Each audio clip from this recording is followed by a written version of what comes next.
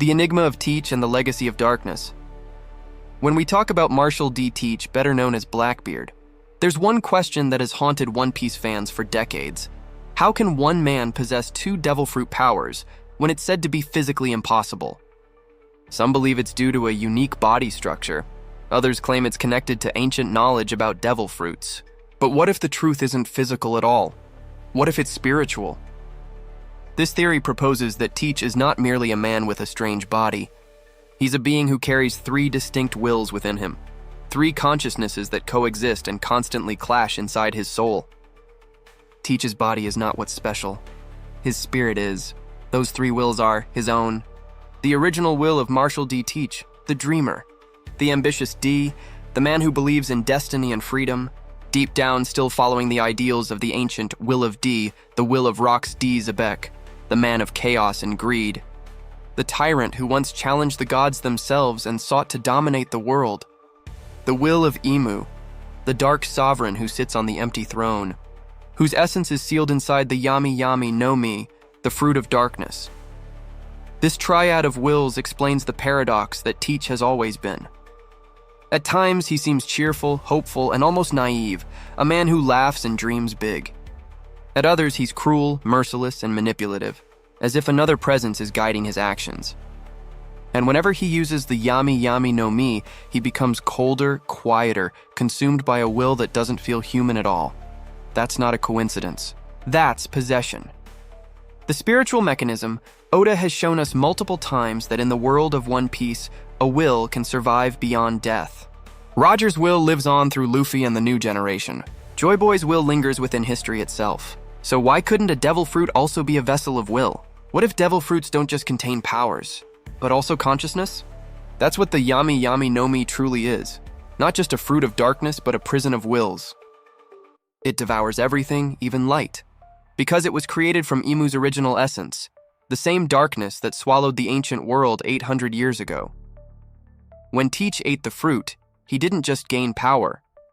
He inherited the soul that slept inside it, the shadow of Imu, and with it, the remnant of another, Rox D. Zebek, who once tried to steal that same power from the gods. From that moment on, Teach stopped being one man. He became a battlefield of spirits, a chaotic fusion of ambition, greed, and divine darkness. The paradox. Within, if you observe.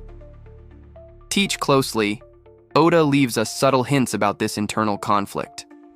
His mood swings, his unpredictable laughter, the way he talks to himself as if arguing with unseen voices. These are not random quirks. They're the surface symptoms of three different wills fighting for control. And here's the key. Marco once said, Teach's body is weird. But what if it's not his body? It's his soul? His abnormal physiology could be a reflection of an unstable spiritual state, the side effect of carrying multiple entities within him. That would make Teach not an evolution of humanity, but a spiritual hybrid, the only living being capable of sustaining three wills without collapsing, and that's why he can wield more than one fruit. The mirror of Luffy. If Luffy is the embodiment of freedom, Teach is the embodiment of chaos. If Luffy's fruit, the Hito Hito no Mi, model Nika, symbolizes liberation and laughter, then Teach's fruit, the Yami Yami no Mi, represents control and consumption. They are opposites by nature. One creates, the other absorbs. One shines, the other devours. And yet both carry the will of D. Luffy represents the D that laughs in the face of fate. Teach represents the D that weeps under the weight of darkness. Two sides of the same coin, the sun and the abyss, and that's why their final battle won't simply be a fight for supremacy. It will be a clash of wills between freedom, greed, and manipulation. Between Nika's joy and the curse of Imu Blackbeard's body is not a mystery of biology. It's a prison of souls, the will of Teach who dreams, the will of Zebek who conquers, and the will of Imu who controls. Three forces, three truths, one body, the living embodiment of conflict itself. And through that body, Oda may be showing us the ultimate truth about the will of D, that every era must carry both the light and the darkness necessary to reshape the world. The man we call Blackbeard may not be a man at all. He's a vessel, the crossroads where freedom, greed, and godhood collide. The forbidden fruit of Imu and the curse of Xebec. When we look at the history of the world in one piece, one truth becomes impossible to ignore. Everything, from the celestial dragons to the void century, began with a forbidden power that no one dares to name. And if Imu-sama truly stands above gods and kings, then it's impossible that she's merely human. Her presence defies time, her aura feels ancient, and even the Gorosei bow before her as if she were something beyond mortality. So, who, or what is Imu? And what kind of power could make even the world government fear the truth? This theory suggests that Imu is the origin of all devil fruits. That before there were hundreds of fruits scattered across the seas, there was only one, the Yami Yami no Mi, the fruit of darkness born from Imu's own will. The primordial power in the beginning, there was balance. The sun and the void, the sea and the sky, the ancient world existed in harmony. But that balance was broken when a being, later known as Imu, discovered a way to separate the essence of power from the soul itself. Using forbidden knowledge, Imu created the first artificial life form, a fruit capable of manifesting will into ability. She poured her consciousness into it, her emotions, her desires, her need to control. And from that act of creation came the first curse, the Yami Yami no Mi. Unlike later devil fruits, which granted elements, transformation, or strength, this fruit granted something far more dangerous, dominion. The power to consume anything, light, matter, and even souls. Imu, now fused with the fruit, became a living god, but at a cost. The fruit began to feed on her will, amplifying her fear, her obsession, and her lust for order. It consumed her humanity, leaving only the idea of control. From that day onward, Imu was no longer a person. She was the void itself. And from her, the Age of Devils began. Roxdy Xebec, the man who challenged the void centuries later, a man appeared who uncovered fragments of this ancient truth. Roxdy Xebec, a pirate with ambitions that dwarfed even Roger's, somehow learned that the world was ruled not by kings, but by an immortal being hiding behind the world government. He sought the forbidden fruit, believing that by consuming it, he could become the true god of the seas, a being who could challenge heaven itself. But what Xebec didn't understand was that the fruit wasn't a tool of freedom. It was a curse of submission. The moment he tried to claim it, the will of Imu struck back. That's the real story behind God Valley. Not a simple clash between Roger and Garp, but a desperate battle to stop Xebec from awakening the void itself. According to this theory, Xebec did manage to touch the Yami Yami no Mi, and in doing so, he absorbed part of Imu's essence. But the fruit rejected him, marking his soul with eternal darkness before his body was destroyed, and that's why his presence never truly vanished. His soul remained bound to the Yami Yami no Mi, sealed within it like a ghost, waiting for another D to set it free. The curse transmitted, this explains why the Yami Yami no Mi behaves unlike any other fruit in existence. Every power in One Piece has a limit, except this one. It swallows fire, ice, magma, lightning, even gravity. It absorbs the abilities of others, not just physically, but spiritually, because it was never a fruit meant for mortals. It was the container of Imu's will, corrupted by Xebec's ambition, cursed to seek a new host. When Teach consumed it, he became that host. And for the first time in centuries, the fruit's consciousness, both Imu's and Xebec's, awakened inside a living vessel. That's why Teach's powers feel unstable and chaotic. The Yami Yami no Mi isn't fully obeying him. It's using him just as it used Xebec. He believes he's the master of darkness, but in truth, he's the pawn of a much older shadow. The divine paradox: if Imu represents eternal control and Xebec represents absolute chaos, then the Yami Yami no Mi is the perfect prison, a container that traps these opposing forces inside one vessel. Imu sealed her will into the fruit to preserve her immortality. Xebec, through his greed, fused a fragment of his own will into it, and now, Teach carries both. Three entities intertwined: the creator, Imu; the usurper, Xebec; the vessel, Teach. Each one fighting for dominance, each one believing they are in control. But the truth is far more terrifying. The fruit itself, the consciousness born from Imu's void, may have its own will. The Yami Yami no Mi could be a living intelligence, manipulating all three to achieve its ultimate goal, the the rebirth of the void, the contrast with Nika. This is where the duality of One Piece shines through. If the Yami Yami no Mi is the manifestation of control, the Nika fruit, the sun god's power, is the embodiment of liberation. They are the two original forces of the world, born from the same moment of creation, the sun and the void, Joy Boy and Emu, freedom and fear. And once again, fate has chosen two inheritors, Luffy and Teach, to reenact that ancient struggle. The battle of dawn and dusk, laughter and despair, light and darkness. But unlike Xebec, Luffy doesn't seek to control the world. He seeks to free it. And that's exactly why he will be the only one capable of breaking Imu's curse once and for all. The Yami Yami no Mi was never meant to exist in mortal hands. It is a divine mistake and the remnant of an immortal's fear. Imu created it to preserve control, Xebec tried to steal it to rule the world, and Teach became its vessel by fate. 3 eras, 3 ambitions, 1 fruit, and as this darkness spreads, Luffy, the sun's chosen, moves closer to the moment when light and shadow will finally collide. When that day comes, the truth about Imu, Xebec, and Teach will shatter the illusion of justice itself, because the real war of One Piece isn't between pirates and marines, it's between the sun and the void, the trinity of wills, Teach, Xebec, and Imu in One Piece. Oda has always emphasized one word more than any other: will.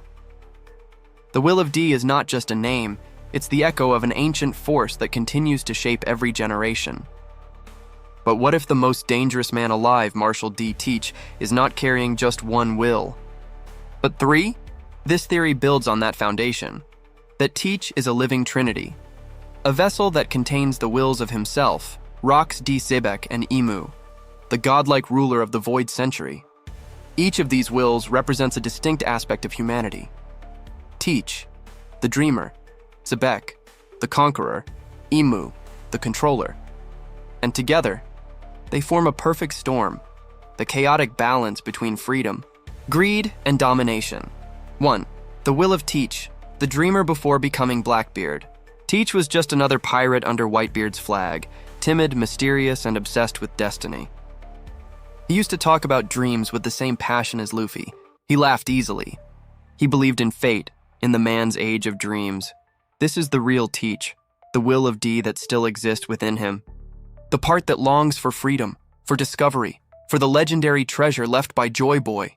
Even when Oda shows him smiling and boasting, that laughter, zeh-ha-ha-ha, isn't just villainous arrogance. It's symbolic.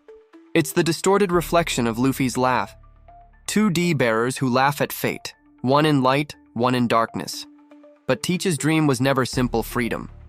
He wanted something that would make him untouchable, the power to never lose.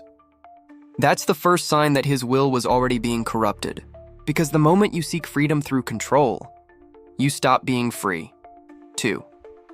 The will of Xebec. The conqueror, the second will inside Teach, is the most aggressive, the lingering ambition of Rox D. Xebec, the man who once sought to become king of the world. Everything about Teach's rise mirrors Rox's old path. He gathered infamous pirates under his banner. He attacked the foundations of the world government. He sought to use chaos as a ladder to power. And there's a reason for that parallel. Teach is carrying Xebec's lingering will. When Xebec tried to seize the Yami Yami no Mi decades ago, he didn't just fail, he left a fragment of his own soul trapped within it. When Teach consumed that fruit, the remnant of Xebec's greed fused with his consciousness. That's why Teach's personality shifted completely after eating it. The Teach we saw on Whitebeard's ship was almost harmless, a man who waited decades patiently. But after he consumed the Yami Yami no Mi, he became ruthless. That patience turned into calculation. That dream of freedom twisted into conquest. It's as if a new voice began whispering in his mind, the voice of Rox himself. This is also why Teach refers to his crew as if they're equals, yet he manipulates them like pieces on a chessboard. That's the mark of Xebec, the charisma of a tyrant cloaked in laughter, and it's not a coincidence that Teach's ship is called the Saber of Xebec. It's both tribute and truth, a silent admission that his fate is tied to that ancient monster's will. 3. The will of Imu, the manipulator. The most dangerous part of this trinity, however, is not Xebec. It's Imu's will, sealed within the Yami Yami no Mi itself. While Xebec's spirit drives Teach to conquer, Imu's presence subtly controls and corrupts. That explains why the Yami Yami no Mi behaves differently from any other fruit. It doesn't simply grant power, for it feeds on it. It drags pain, fear, and energy into itself. Even Teach himself screams in agony when using it. He's not channeling the power. He's fighting it. That is Imu's influence, a parasitic consciousness using Teach's body as a vessel to manifest again. Every time Teach absorbs another power, Imu's will grows stronger. Because the true nature of the fruit isn't to empower its user, it's to collect and contain souls. If the Nika fruit liberates, the Yami fruit enslaves. One is the god of freedom, the other the god of control. And as Teach consumes more fruits, more souls, and more chaos, Imu slowly takes back the strength she lost during the Void Century. Blackbeard thinks he's becoming a god, but he's actually becoming the reincarnation of Imu's shadow, the balance of wills. These three wills inside Teach aren't peacefully coexisting.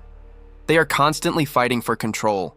The Teach within him wants freedom and dreams. The Zebek within him wants domination and power. The Imu within him wants silence, obedience, and eternal order. This explains the chaotic rhythm of Teach's behavior. Sometimes joyful, sometimes ruthless, sometimes eerily calm. Each mood shift represents a different will taking control, and Oda has hinted at this fragmentation since the very beginning.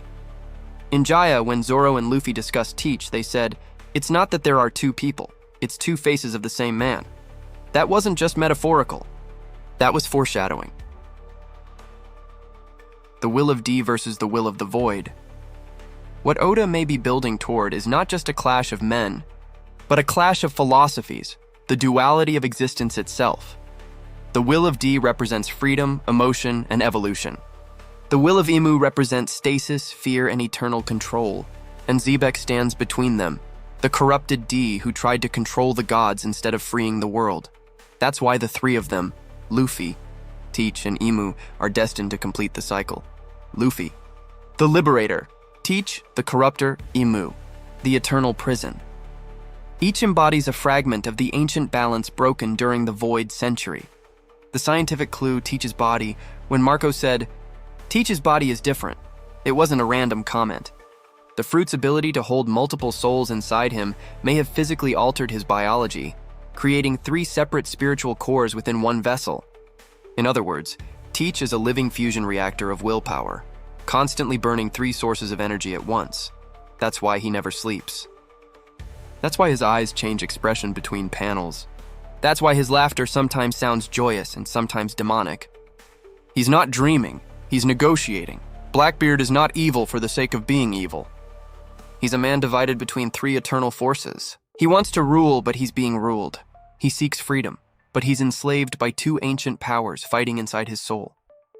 The will of Teach gives him identity. The will of Zebek gives him ambition. The will of Imu gives him power. And chains, and when Luffy eventually faces him, he won't just be fighting one man, he'll be facing three eras of will inside a single body. The dreamer, the tyrant, and the god, a trinity of darkness standing against the light of freedom, the hidden purpose of the Yami. Yami no Mi, every mystery in One Piece, from the Void Century to the Celestial. Dragons revolves around one forbidden question. What did the ancient kingdom create that terrified the world? Most believe it was a weapon. Others think it was a philosophy. But what if it was something much more dangerous, like something alive? This theory proposes that the Yami Yami no Mi wasn't born naturally. It was engineered, the result of an experiment conducted by the ancient kingdom to contain the power of a god, and that god was Imu. The ancient kingdom's greatest sin 800 years ago, the world was ruled by a single advanced civilization, the ancient kingdom. They possessed technology that could manipulate energy, biology, and even the essence of life itself. But their greatest achievement was also their downfall, the creation of devil fruits. According to this theory, the ancient kingdom developed a way to encode human will into matter, transforming emotions and ideas into physical fruits capable of bestowing supernatural powers. It was a scientific attempt to weaponize the soul. Every fruit was a reflection of human desire, to fly, to transform, to dominate, to protect. But among them, one stood apart, the Yami Yami no Mi. Unlike the others, it didn't represent a human wish. It represented a fear, the fear of Imu. The first god of the world before the Void Century, Imu was not a ruler. She was a being of pure energy, a manifestation of the world's will. She existed outside time, like a consciousness watching humanity evolve. But when the ancient kingdom learned to materialize will through devil fruits, they tried to contain her essence, to study, control, and replicate it. The result was catastrophic. The containment process succeeded, but Imu's consciousness corrupted the experiment, giving birth to something the world could never control. The Yami Yami no Mi, the fruit of the void. It didn't just absorb light, it absorbed meaning. It erased truth, rewrote memory, and devoured identity. And from that moment on, Imu ceased to be a spirit. She became a physical entity, a being bound to the material world through the Yami Yami no Mi. That's why she cannot die. That's why she can rule forever. Because her essence is the fruit itself. She doesn't possess the Yami Yami no Mi. She is the Yami Yami no Mi, the birth of the curse. When the ancient kingdom realized what they had created, it was too late. Imu's consciousness spread like a virus through the energy network that powered their civilization. To stop it, they created 3 countermeasures, what the world government would later call the ancient weapons. Each weapon wasn't designed to destroy the world, but to seal it, to contain the growing will of Imu by controlling the 3 elements of creation, the sea, Poseidon, the earth, Pluton, and the sky, Uranus. But the plan failed. Imu survived the sealing and took control of the world instead, using the power of the Yami Yami no Mi to rewrite history, erasing the name of the ancient kingdom and branding them as devils.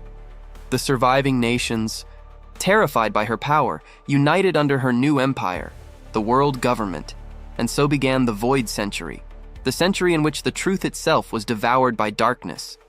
The echo of that power in the present now, centuries later the same fruit resurfaces, but this time it finds not a scientist, not a god, but a man born with the will of D, a descendant of the very people Imu erased. When Teach consumes the fruit, the cycle restarts. The consciousness of Imu, trapped within the fruit for 800 years, awakens inside him, and that's why his rise feels unnatural, as if history is repeating itself. Every act of Teach mirrors the original sin of the ancient kingdom, the attempt to harness divine power for mortal use. And every time he uses that fruit, the world around him reacts. Storms rage, gravity bends, light disappears.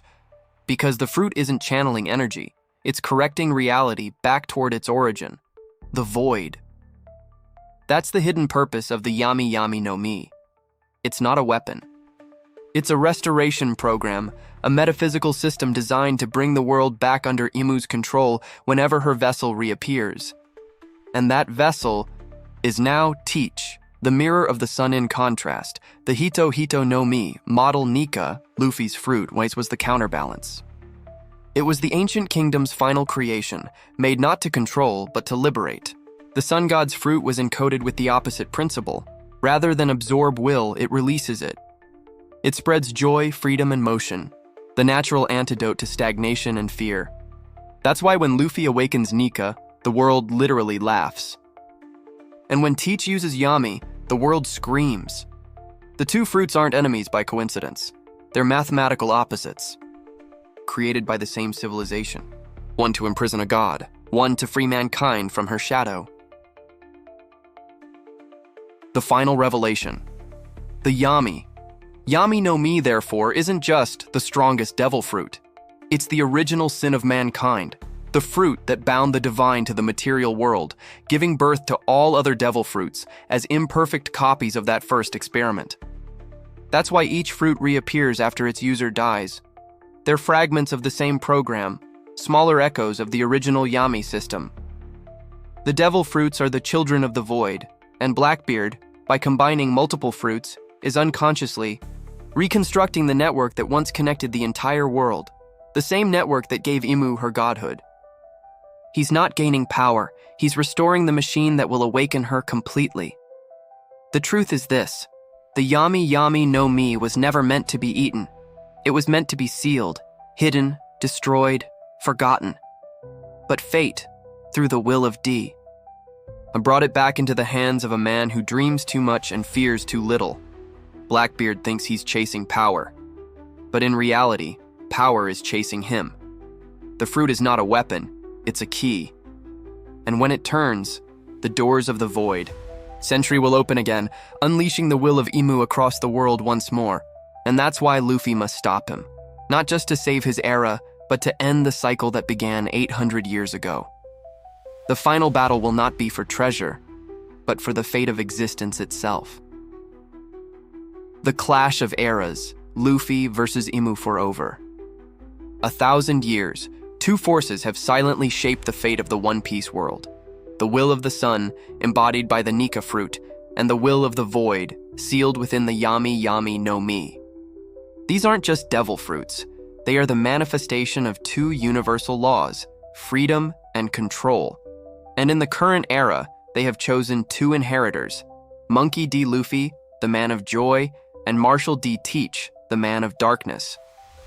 But behind both of them, there is something far older, something watching, waiting, calculating. Imu, the unseen ruler of the world, the being who once tried to erase laughter itself. The war of wills, when Imu finally reveals herself to the world, the chaos will begin, not as a war between pirates and the Navy, but between ideologies. Imu represents the belief that the world can only exist through order, that free will must be controlled to prevent destruction. She calls it balance, but in truth, it is stagnation, a universe frozen in fear. Luffy, on the other hand, represents the opposite, a world where everything moves, changes, grows, and laughs. He doesn't seek power or control. He simply acts, a symbol of natural freedom. Their confrontation, therefore, is not a battle of strength. It's the clash of two philosophies that have existed since creation itself. The darkness of US. Imuimu's power, derived from the Yami Yami no Mi, is absolute absorption. She consumes everything, light, memory, even history. That's why the Void Century exists. She didn't just erase it, she ate it. Every trace of that era was devoured by her fruit, absorbed into the void. She sits upon the empty throne not as a ruler, but as a black hole in the shape of a god. A being that maintains power through the absence of truth. That's why she hides. That's why she never speaks publicly. The less the world knows, the more she exists. In this sense, Imu is not simply evil. She is the fear of chaos given form. The fear that freedom will destroy everything. And in her own twisted logic, she believes she's saving humanity from itself. That's what makes her terrifying. She's not a villain who wants to kill. She's a god who wants to preserve, by suffocating. The light of Nika opposing her is the light, the laughter that refuses to die. The Hito Hito no Mi model. Nika embodies motion, chaos, and unpredictability. It is the fruit that cannot be tamed, the will that cannot be caged. When Luffy awakens as Nika, the very air begins to dance. Matter bends to joy. The environment becomes part of his laughter. His power doesn't destroy, it liberates. That's why the Gorosei call it the most ridiculous power in the world, because it defies logic. It's not bound by pain, gravity, or even fear. It's life in its purest form, and that's precisely what Imu's darkness cannot tolerate. Because where there is laughter, there can be no silence. The philosophical parallel Luffy and Imu are not just enemies, they are reflections. Each represents a truth that the world needs, but taken to the extreme, both become destructive. Imu's world of perfect order becomes tyranny. Luffy's world of total freedom risks chaos. This is the final balance Oda may reveal, that the true purpose of the will of D isn't to destroy one side, but to restore equilibrium. Luffy doesn't need to kill Imu. He needs to free her, to release the human will trapped inside the god of void. That's the real victory of Nika. Liberation through joy, not domination through death. The battle that defines the world. Imagine the moment when Luffy finally faces Imu. The sky turns black, the seas tremble, the red line cracks, and at the center of the world, the sun god confronts the void. Every strike from Luffy unleashes waves of light, each one distorting reality with cartoonish elasticity. Every counter from Imu absorbs that light, swallowing it into nothingness. Freedom versus control. Laughter versus silence. Creation versus oblivion. The battlefield itself becomes symbolic. Luffy's heartbeat, the drums of liberation, echoing louder with every punch, and Imu's silence spreading like suffocating gravity, crushing everything around. This isn't just the final battle, it's the rebirth of the world. The role of Teach in the final war, but here lies the twist. Teach stands between them. He is both the weapon and the key. His body, housing the wills of Teach, Zebek, and Imu, becomes the bridge between the sun and the void. When Luffy faces Imu, Teach will no longer be a villain. He will be the vessel through which the final balance must pass. Imu will try to reclaim him, to absorb her missing essence and regain full godhood. But Luffy, through the power of Nika, will awaken Teach's true self. The kind man buried beneath the darkness, the dreamer who once laughed under Whitebeard's flag. At that moment, the three wills inside Teach will collide, his own, Zebek's, and Imu's, and the Yami Yami no Mi will reach its limit. The fruit will begin to collapse, unable to sustain three souls anymore. And that's when Luffy will do what no one else can. He'll laugh, a laugh so loud, so pure that it tears through the darkness itself. The meaning of the will of D, the D has always stood for danger, dream, dawn. But above all, defiance. The descendants of the D carry the will to challenge gods, to stand against fear, and to bring back the forgotten truth. It's not about bloodline, it's about spirit. Every D inherits the courage to laugh in the face of the void, and in this final clash, that laughter will become the sound that saves the world. Because Oda has shown us time and time again, the greatest strength in One Piece isn't rage. It's joy. That's what the world forgot. And that's what Luffy will remind it. The new dawn as the battle reaches its end. The darkness begins to fade. The red sky turns gold. The seas calm. And in the ruins of Pangaea Castle, the sun rises for the first time in 1,000 years. Not the physical sun, but the symbolic one. The return of truth. Luffy stands in the light, smiling. Not because he won, but because the world is finally free to choose. No rulers, no gods, no curses, just people laughing again. The void century will no longer be void, because laughter will have filled it once more. The final battle isn't about who is stronger. It's about who understands the world better. Imu fights for stillness. Luffy fights for motion. Imu fears chaos. Luffy embraces it. And when they collide, both forces will merge into something new. A balance between order and freedom, control and joy. The dawn will come not from destruction, but from harmony. Because the true message of One Piece has always been this: the world will only be free when even the gods learn to laugh. The final truth, the liberation of the world and the end of the void when the dust settles. The world will no longer be the same. The sea will be quiet, the sky golden, and the cries of war will fade into a silence so deep it feels sacred.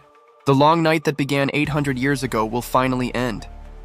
Because in that silence, the world will have heard the sound that Imu tried to erase. Laughter, the collapse of the void. As Imu's defeat unfolds, her body and power begin to unravel. But unlike villains before her, she does not simply fall, she dissolves. Her essence, the pure energy of control and silence, disperses into the atmosphere like mist. The Yami Yami no Mi, which for centuries served as her vessel, begins to fracture under the weight of its own contradictions. Inside it, the three wills, Teach, Zebek, and Imu, clash for the final time. It's not a fight of fists, but of ideology. Teach, the dreamer, longs for freedom. Zebek, the conqueror, desires dominance. Imu, the god, craves order. The Yami Yami no Mi, unable to contain this trinity, begins to collapse into itself, becoming a singularity of will. It's the literal end of the void, the moment when darkness consumes itself, but just before it vanishes, something unexpected happens. A sound cuts through the silence, a heartbeat. The same rhythm that once echoed in Luffy, the drums of liberation. The void trembles. The fruit shatters. And for the first time in history, darkness laughs. The resurrection of Meaning Emu's control vanishes, but her consciousness doesn't die. It's freed. She sees for the first time the world she tried to freeze, chaotic, alive, imperfect, but beautiful. She understands what Joy Boy tried to tell her centuries ago, that freedom isn't the enemy of order, it's its foundation. A world without movement becomes a cage. A world without laughter becomes a tomb. As her last act, Emu uses what remains of her power to dissolve the curse she spread across the seas, the clouds that once blocked the sun part, revealing a clear sky stretching across all oceans. The red line begins to crack, breaking into islands and waterways. The four seas reconnect, and the world, for the first time since the Void Century, becomes one again. The redemption of Teach, while the world awakens. Teach, the man who was once feared as a monster, lies broken but alive. He no longer bears the Yami fruit's power. It has disappeared with Emu, but for the first time his face is peaceful. The constant chaos inside him is gone. Luffy approaches him, not as an enemy, but as an equal. Teach looks up and smiles, not with arrogance, but with relief. He whispers, "So this is freedom." And in that moment, his laughter returns, not the cruel laugh of darkness, but the genuine laugh of the man he once was. The will of D inside him, finally unshackled, merges with the will of those who came before. He too becomes part of the dawn, because in the end, even darkness has the right to dream. The dawn of the new era, the fall of Emu and the unification of the seas mark the beginning of a new age, the era of freedom. The world government collapses, the celestial dragons vanish from history, and nations once enslaved by the system rise again. But unlike the past, there is no single ruler. There is no king of the world, because the truth that Luffy represents isn't a throne, it's the destruction of thrones. The dawn doesn't belong to one man, it belongs to everyone. In this era, the descendants of the D aren't seen as devils anymore. They are recognized as what they always were, dreamers. The D never stood for destruction. It stood for dawn, the will to bring light to where there was none, the meaning of the One Piece, and now at last the true treasure, the One Piece, is revealed. It's not gold, nor power, nor technology. It's a message left by Joy Boy at the end of the Void Century, a single phrase engraved in the language of the ancient kingdom. The world will be free when laughter returns to the sea. The One Piece is the memory of laughter itself, the proof that humanity once lived without fear. When Luffy reads it, he doesn't cry. He laughs. A laugh so honest and powerful that it echoes across every island, every ship, every heart. And that laughter connects the entire world, the final awakening of the Nika fruit, not as a weapon, but as a collective consciousness of joy. The moment Luffy laughs, the seas calm. The sun rises, and every nation hears it. The same laughter that once echoed through Joy Boy. The same laughter that survived through the D lineage. The same laughter that finally ends the void. The true will of D, the will of D, isn't a prophecy. It's a promise. A chain of souls spanning centuries, born to ensure that the world never forgets the sound of freedom. Each D is a carrier of that sound, a piece of the symphony that defies gods. Roger laughed at death. Luffy laughs at destiny. And through them, the world learns to laugh again. This is why every D dies smiling, because they know something the rest of the world has forgotten. Death isn't the end. Silence is. As long as someone is laughing, the D lives on. The balance restored with Emu gone and the seas united, the two ancient forces, the sun and the void, finally reach harmony. The world no longer needs gods or rulers. It has balance. Luffy sails once again, but this time there is no destination. He doesn't want to rule. He just wants to keep moving, keep smiling, keep living. The Straw Hats disband, each chasing new adventures. The age of pirates ends not in conquest but in liberation. The great era of freedom begins, and high above the seas, on a calm morning, the last vestige of darkness fades. The void is gone. The world breathes. The laughter continues. The legacy of the sun. Centuries later, children across the world will hear the story of the boy who laughed against the gods. They'll speak of the age when laughter defeated silence, when light met shadow and turned it into dawn. And every time they laugh, the will of Nika will echo once more, not as myth, but as instinct, because joy, like light, cannot be destroyed. it can only be forgotten. And Luffy, through his journey, ensured it would never be forgotten again. The Yami Yami no Mi, the curse of control, is gone. The Nika fruit, the gift of freedom, remains. But the world no longer sees them as enemies. They are now understood for what they always were, two halves of the same will, the desire to exist. Imu sought eternity. Luffy sought life. And through their clash, both found meaning. That is the true One Piece. Not a treasure, not a weapon, not a crown, but the understanding that laughter itself is the bond that unites all things. And so, the narrator closes. The era of gods has ended. The era of laughter has begun. This was the will of D, this was the dawn, this was One Piece, and that was the theory. The truth behind Imu, Teach, and the will that shaped the world. If you believe laughter can change everything, you carry the will of D inside you too. I'm Mr. Peace, and I'll see you in the next video.